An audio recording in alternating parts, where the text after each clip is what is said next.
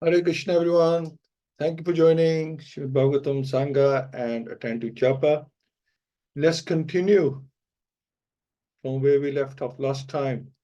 We're talking about committing sins. We're talking about atonement and how most atonements don't really work because they don't get to the root of the problem. They just may wipe out your sins for temporarily, but then we go and commit more sins, and the root cause of the sins is really uh, not diminished. It's like they say that most medicines only work on the symptoms, but not the root cause. Like this is why they recommend Ayurvedic medicines, saying that they actually get rid of the symptoms and the root cause as well. So this is what we need to make sure the results are permanent. So today we're just starting the history of the life of Ajamil. Although not having fully realized Krishna, persons who have even once surrendered completely onto his lotus feet and who have become attracted to his name, form, qualities, and pastimes are completely freed of all sinful reactions. So this is Krishna consciousness, for they have thus accepted the true method of atonement.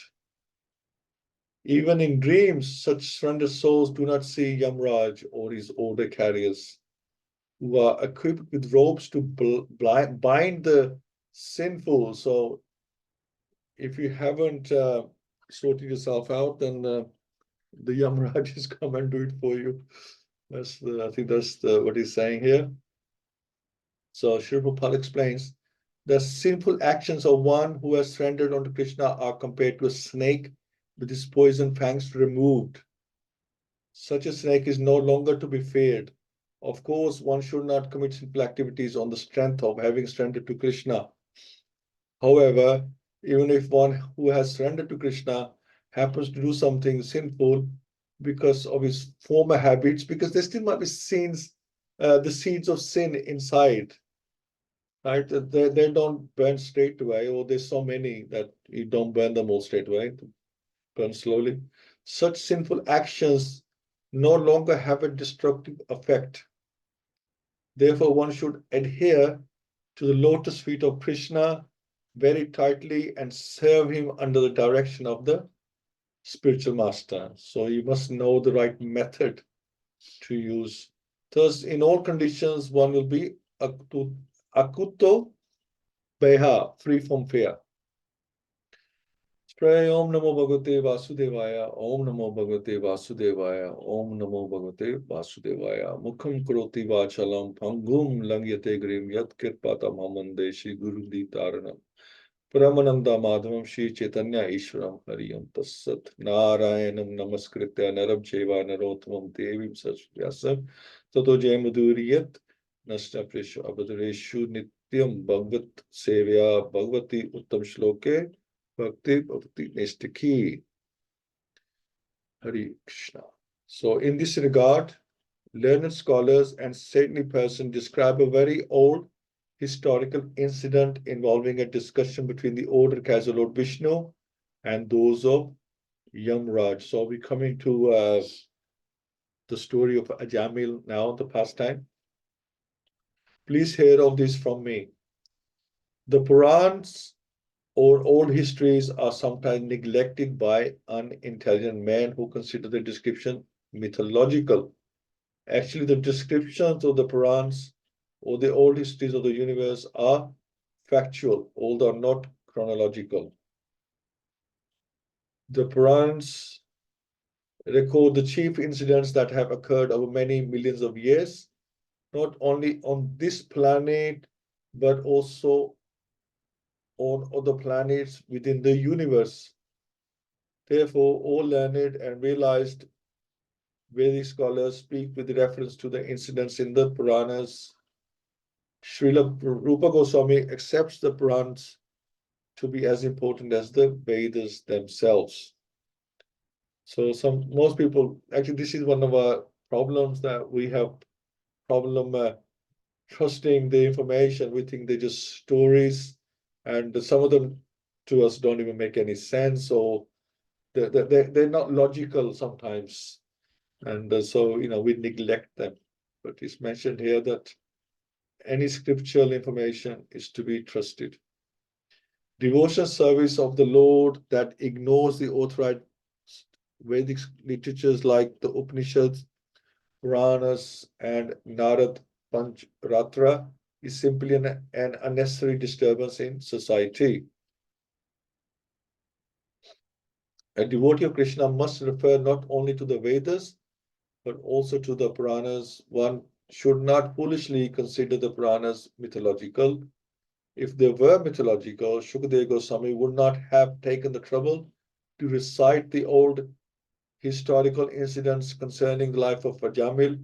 Now the history begins as follows. So anything and everything mentioned in Srimad Bhagavatam is very, very important, because Maharaj Parikshit is only 7 days to live.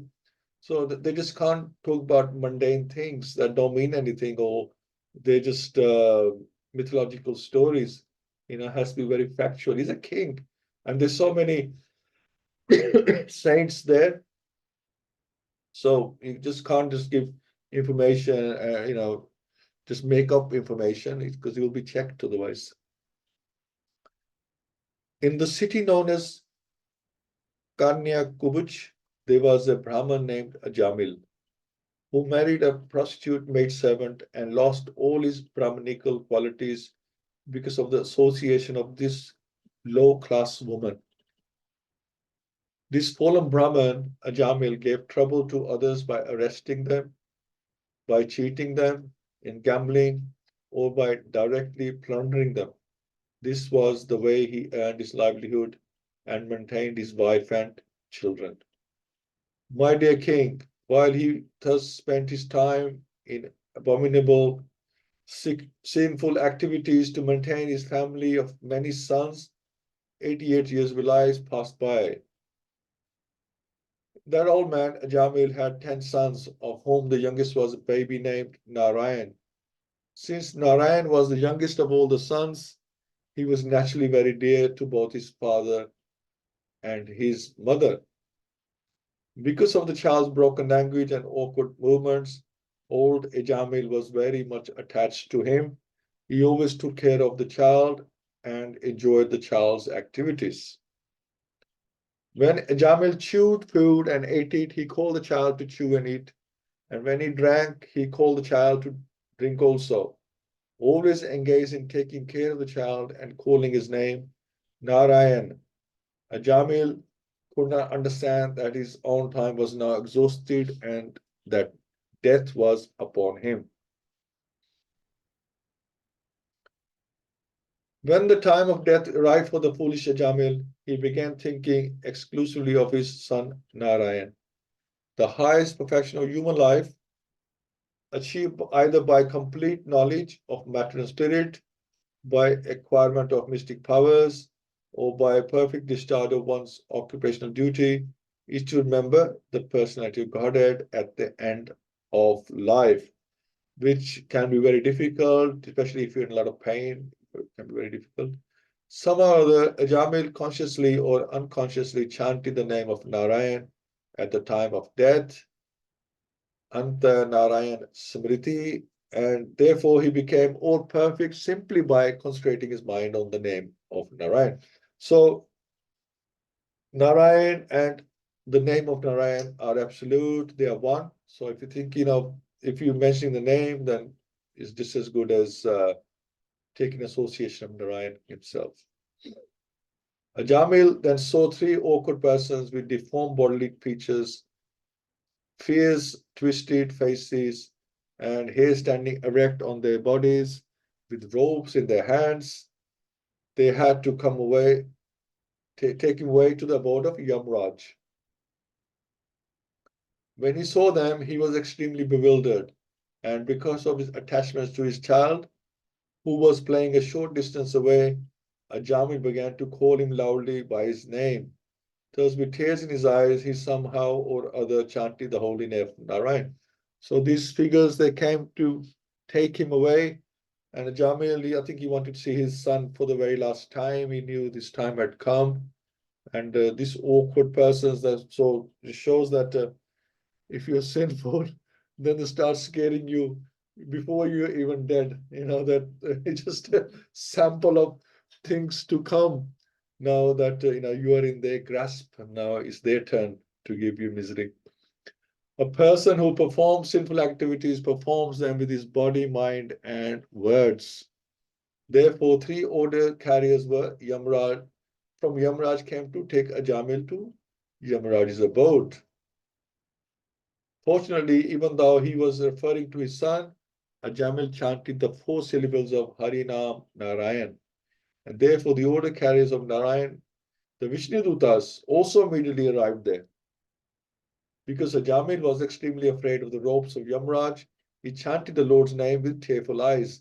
Actually, however, he never meant to chant the holy name of the Narayan because he had forgotten all his Brahminical ways. He meant to call his son. My dear king, the order carriers of Vishnu, the Vishnudutas, immediately arrived when they heard the holy name of the Master from the mouth of the dying Ajamil, who had certainly chanted without offense because he had chanted in a complete anxiety. So Srila Vishwanath Chakravarti Thakur remarks, Hari Kirtanam Nishmaya Patan Katham Bhutasya Bharatur Nam Guruvataha. The order carriers of Lord Vishnu came because Ajamil had chanted the holy name of Narayan. They did not consider why he was chanting. While chanting the name of Narayan, Ajamil was actually thinking of his son, but simply because they heard Ajamil chanting the Lord's name, the order carriers of Lord Vishnu, the Vishnudutas immediately came for Ajamil's protection. This is the power of the holy name. Hari Kirtan is actually meant to glorify the holy name, form, pastimes, and qualities of the Lord. So whichever you're doing, it's same. Jamil, however, did not glorify the form, qualities, or paraphernalia of the Lord, but he did chant the holy name. Nevertheless, that chanting was sufficient to cleanse him of all sinful activities. As soon as the Vishnudutas heard their master's name being chanted, they immediately came. In this regard, Srila Uh, anyway, Jamil chanted the name of Narayan because of his excessive attachment to his son. Nevertheless, because of his past good fortune in having rendered devotional service to Narayan, he apparently chanted the holy name in full devotional service and without offenses. So the order carriers of Yamraj was snatching the soul from the core of the heart of Jamil, the husband of the prostitute. But with resounding voices, the messengers of Lord Vishnu, the Vishnudutas, forbade them to do so. So Srila Prabhupada explains that a Vaishnav, one who has surrendered to the lotus feet of the Lord, is always protected by Lord Vishnu's ordered carriers. Because Ajamil had chanted the holy name of Narayan, the Vishnudutas not only immediately arrived on the spot, but also at once ordered the Yamadutas not to touch him. By speaking with resounding voices, the Vishnu Dutas threatened to punish the Yamdutas if they continued trying to snatch Ajamil's soul from his heart. So there's like big argument going on.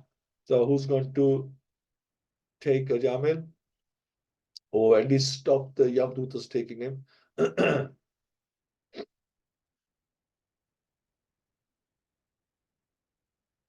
The order carriers of Yamraj have jurisdiction over all sinful living entities. But the messengers of Lord Vishnu, the Vishnudutas, are capable of punishing anyone, including Yamraj, if he wrongs a Vaishnav. Yeah, this is amazing. When the order carriers of Yamraj, the son of the sun god, were thus forbidden, they replied, "Who are you, sirs, that have the audacity to challenge the jurisdiction of Yamraj?" So it looks like that these order carriers of Yamraj have never encountered such a situation before. So they're saying, "Who are you?"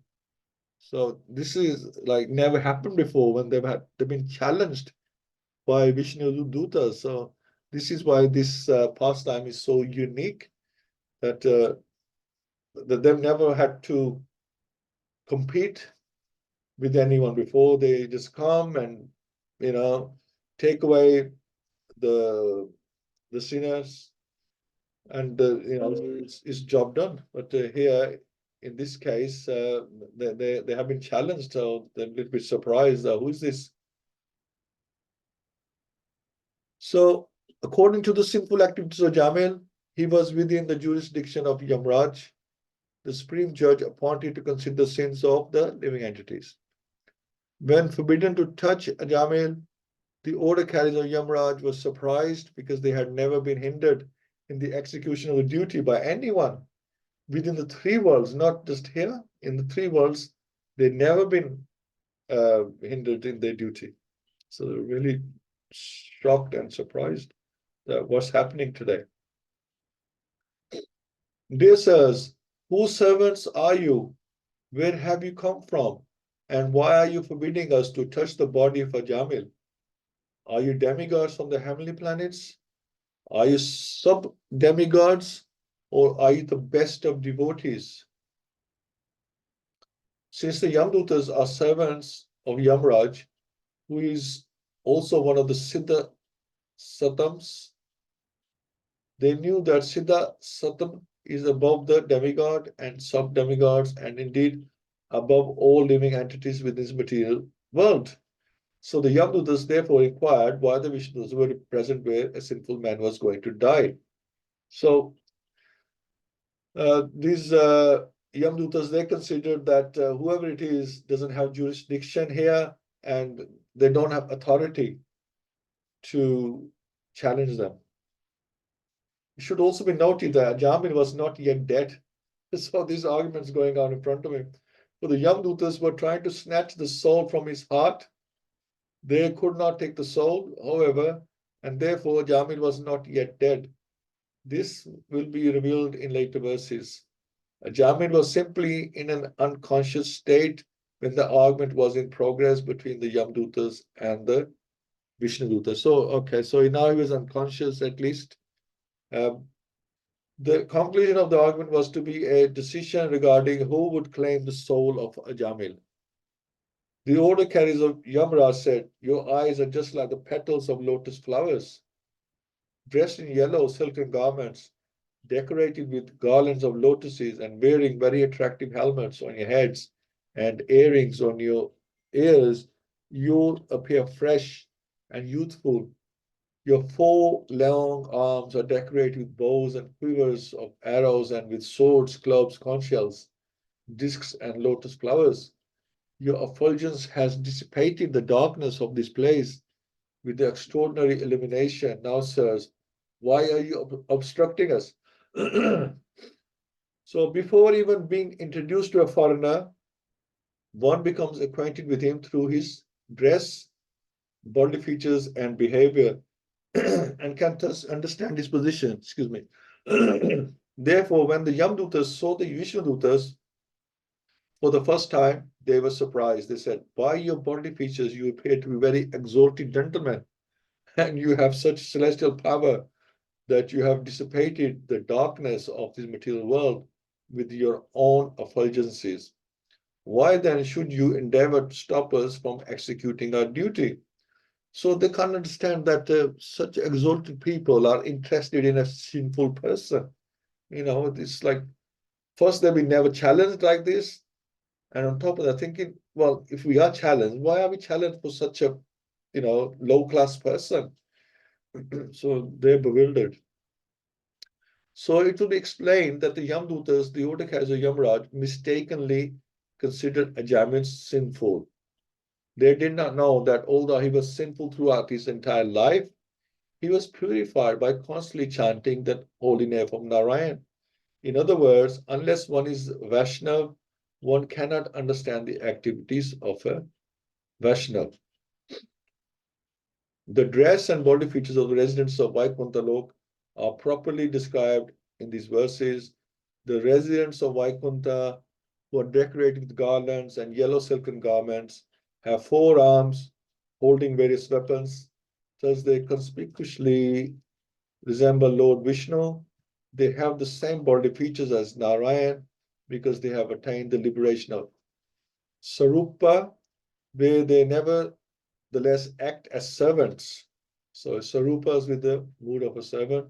All the residents of Vaikuntha Lok know perfectly well that the master is Narayan or Krishna, and they're holy servants. They are self-realized souls who are Nitya Mukta, forever liberated and everlastingly liberated. Although they could conceivably declare themselves Narayan or Vishnu, they never do so. They always remain Krishna conscious and serve the Lord faithfully. Such is the atmosphere of Vaikuntha Lok. Similarly, one who learns the faithful service of Lord Krishna through the Krishna conscious movement will always remain in Vaikuntha Lok and having nothing to do with the material world. So thank you so much. So this is would say, a unique case that this is why people find it difficult to understand or even believe such pastimes. How is it possible that a sinner, can take the name of God, even mistakenly, and then be delivered, you know? But we find most of the time, especially in the Kali Yuga, that people don't take, they will refuse. A sinner, at such a high sinner, will even refuse to take the name of the Lord, which we've had cases like, families have asked them in the last minute, please chant the mantra, say Hare Krishna. They won't do it, so even mistakenly, if you do it, it can be benefit for you. But then Jamil did have a lot of credits from his previous life when he was a Brahmin as well. So that obviously helped him. It's not like he was like sinner all throughout, and then last minute somehow he managed to mention the name of his son and saved him. So it's a little bit more sophisticated than ordinary. But there's no harm in chanting the holy name at the last minute. If it helps, then we should always consider ourselves sinners. That's the thing.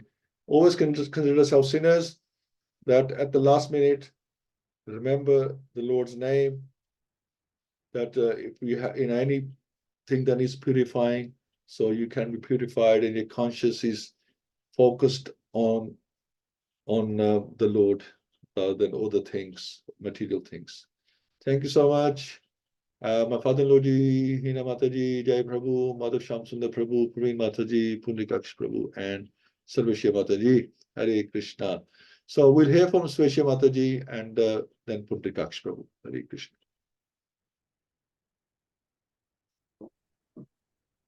Hare Krishna, everybody.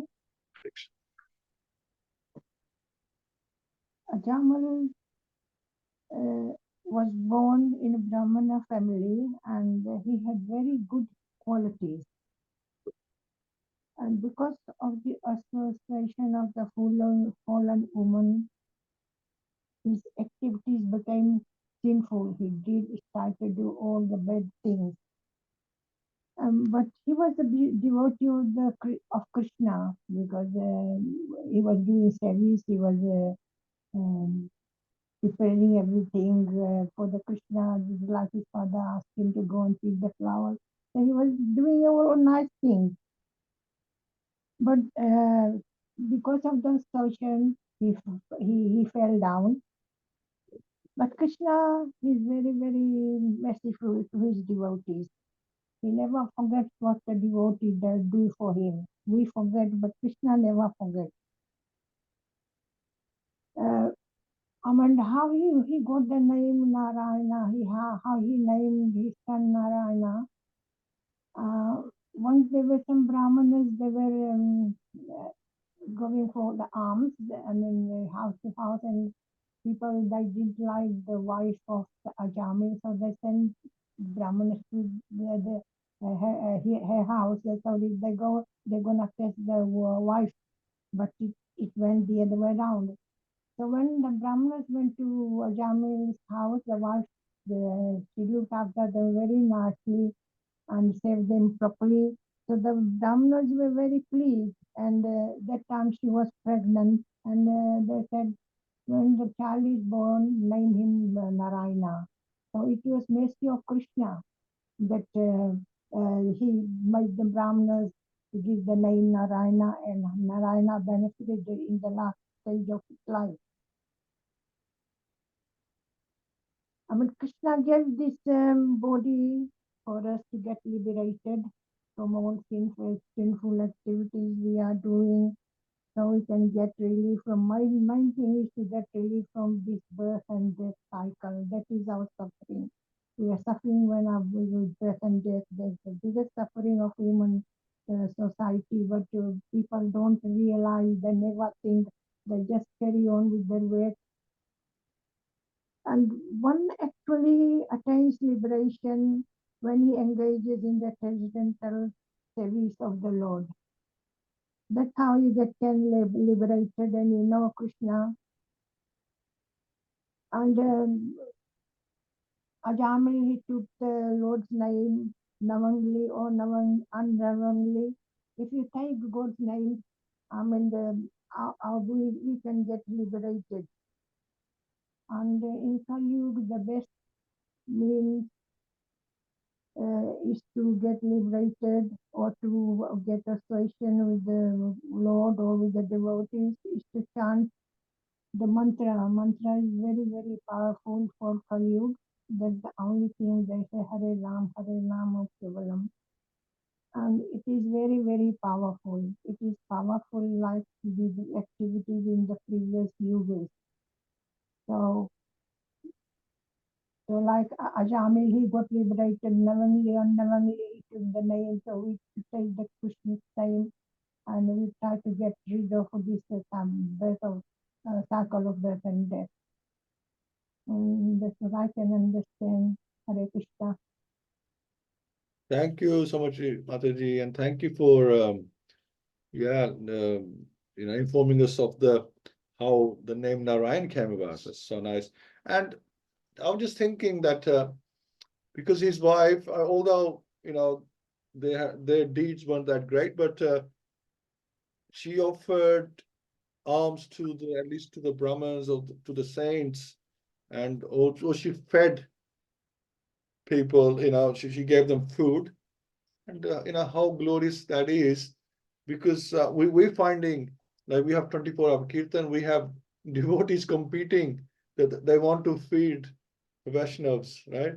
And people want to send uh, Lakshmi to India because they want to feed the Vaishnavas there. So amazing that what can come out of that.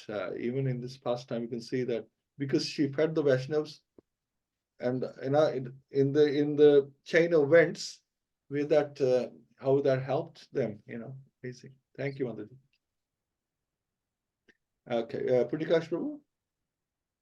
Hare Krishna Prabhuji. Hare Krishna. Such a nice pastime. We have to get more attached to you, Prabhuji, so we can take your name. I've been given a very nice name by my Guru. I'm happy about that. Yeah. Um, I felt like Ajamil is so fortunate, not just by taking the name of Narayan, but he got an opportunity to listen to this discussion. You said like he is alive, and Yamadutas and Vishnudutas are actually discussing who will take him in front of him. So initially he might have scared listening to the discussion, but later he understand the reality of absolute truth. So that is so fortunate he is. Yeah. And I mean, my Guruji also says like before we understand the Leela, we have to be well familiar with Nama, Guna, and Rupa.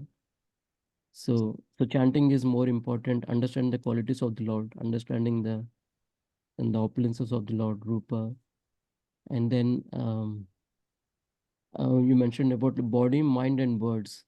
So I see like whatever Lord Krishna says, a statement in Bhagavad Gita, we have pastime to establish that.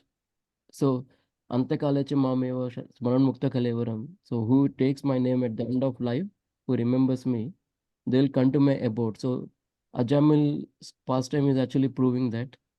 And Lord Krishna also says, "What I preserve what you have and I give you what you lack." So in Bharat Maharaj's case, we have seen he preserved his devotional service, life after life, and helped him to get liberated as well.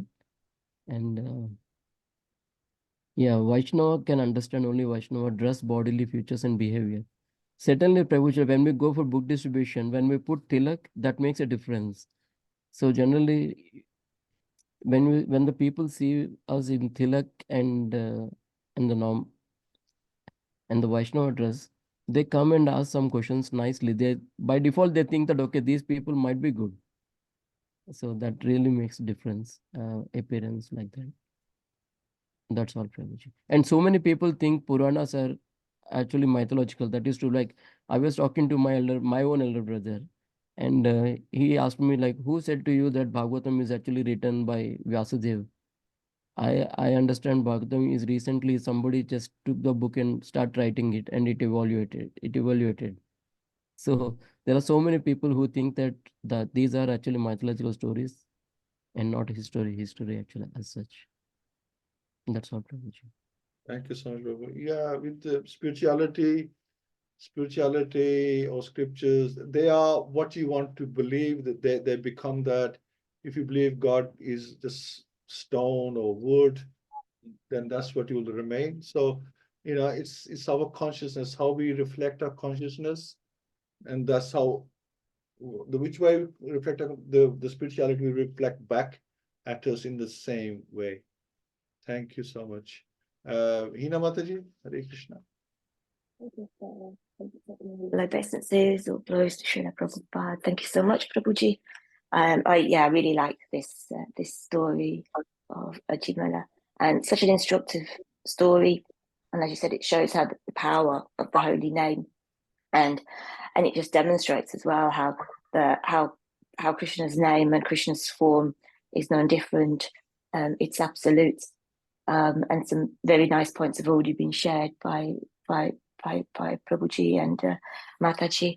And I was just thinking about how there are actual, how you were saying at the beginning, how, we sometimes take these stories as just being stories, it's not mythology.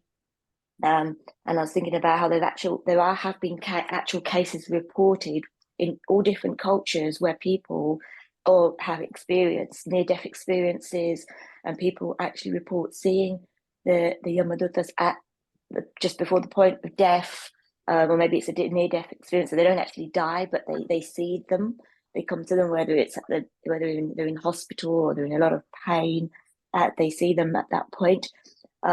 So this it just goes to show that there's so much behind these stories, and we're just so fortunate that in this age the Lord has come as His name to make Himself so accessible to everybody, that we can access Him through His name, through the chanting through the holy name and through Sankirtan.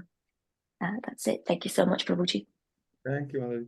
Yeah, I think if we just take stories at face value or on their own in an isolated way, then they probably don't make any sense. I think we have to look at the bigger picture and have a bigger understanding of transcendental knowledge, and then see things from the eyes of the Shastras. I think that then everything makes more sense. This is why we need to develop our knowledge, read widely, understand Bhagavad-Gita, understand the presence of God, how He's present, and understand His arrangements, understand His hand in our lives, and understand everything He has created. When we see all that, then it becomes easier to understand these pastimes. Praveen Mataji, Hare Krishna. Hare Krishna, Prabhuji, Dandavat Pranam. That's very nice pastime. It's all to teach us lessons. So like you said, everything is very important, whatever is in Bhagavatam.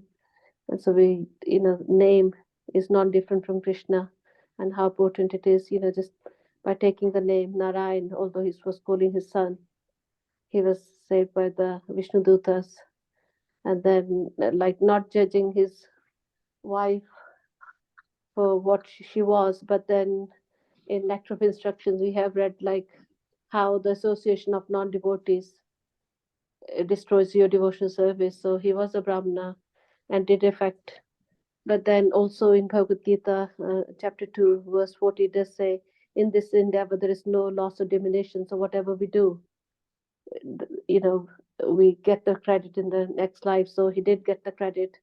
So he was saved by the Vishnu Dutas.